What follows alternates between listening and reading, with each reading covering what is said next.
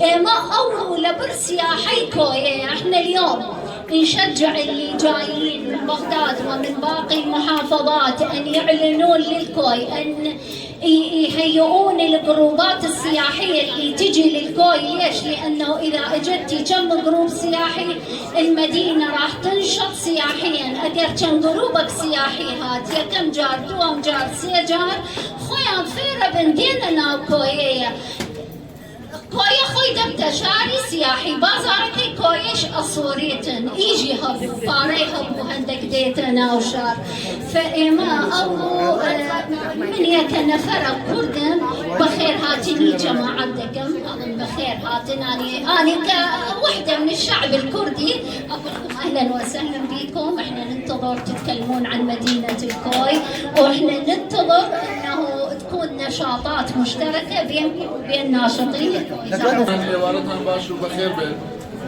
سپاس بۆ ئامادەبوونتان، سپاس بۆ گرنگیدان سەردەمی شاری کۆیە تەماشا. موقع أثري عندنا ومدينة تراثية ترحب بكم. فاليوم هذا النشاط يخص تراث وآثار الكوي. يا ريت من ناوم پەروین یاسینە چاڵاکوان لە بواری ژنان و مافەکانی مرۆڤ و ڕاهێنەری نێودەوڵەتی. زۆر سپاس ڕێکخراوی ئۆسکار دەکەم بۆ داوەتنامە بەشداریمان لەم بۆنەیە. ئەویش فیستیڤاڵێکی کەلتوریە بۆ ناساندنی کەلتورەکانی شاری کۆیە بە پارێزگاکانی تری عێراق و سەرجەم دنیا.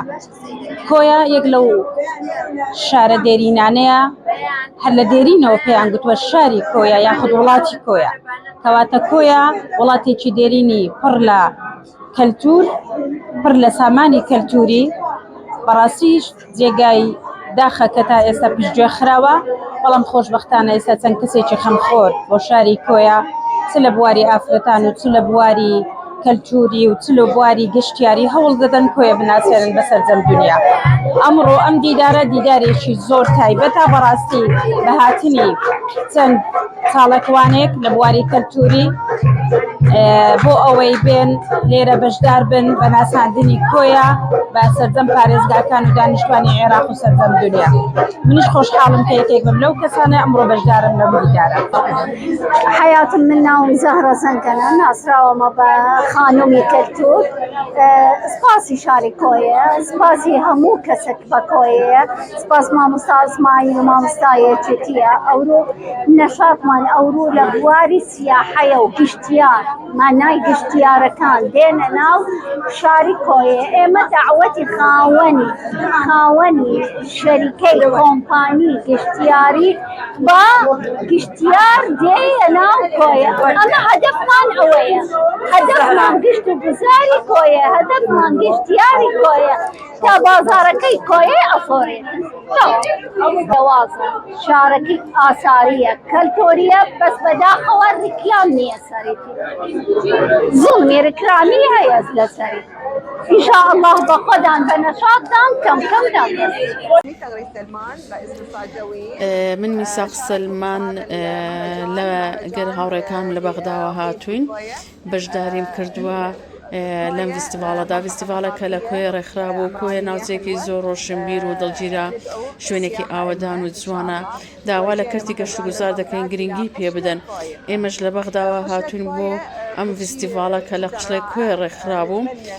بەڕاستی قشڵی کۆیەمان بینی کە شوێنێکی چەند سەرسوڕهێنەرە و شوێنێکی زۆر سەرنجڕاکێش و جوانە. هاوکات ئێمە لە فیستیڤاڵەکەدا بە چەند تابلۆیەکی هونەری بەشداریمان کرد، تەنانەت جلوبەرگەکانیش هەمووی وەک فیستیڤاڵێکی ڕۆشنبیری ڕەنگی داوەتەوە و جلوبەرگی کولتوری خۆمان پۆشیوە. بەڵام جیاوازی نییە جلوبەرگەکان کوردی بێت یان عێراقی بێت، جیاوازی نییە. هیوادارم ئەم فیستیڤاڵە یەکەم و کۆتا فیستیڤاڵ نەبێت و بەردەوام ئامادە دەبین بۆ ئەوەی شوێنەوارە مێژوویە جوان و دێرینەکانی ئەم ناوچەیە دەربخین تا دەبێتە یەکێک لەو شوێنەوارە مێژوویانەی کە پەنجەی بۆ ڕادەکردشە، چونکە زۆر دێرینە بەڵام تا ئێستا ئەو ناوچەیە تشکی نەخراوەتە سەر. میساق سلمان وتیشی ڕۆشنبیری لە نێوانبیری لە نێوانماندا هاوبەشە. ئێمە یەک وڵاتین و ڕۆشنبیریمان هاوبەشە لە هەموو ڕوویەکەوە لە ڕووی ڕۆشنبیری و هوەری و مێژووی و ئێمە لە زۆر شتدا هاوبەشین و بەردەوام لە بەغداوە دێن ئێوەش تەشریف دێنن بۆ لای ئێمە و ئەم شارە جوانە گەشە دەکات کە بەڕاستی سەرسام بووم پێی کوێ شارێکی زۆر دڵگیر و جوانە بەلامانەوە.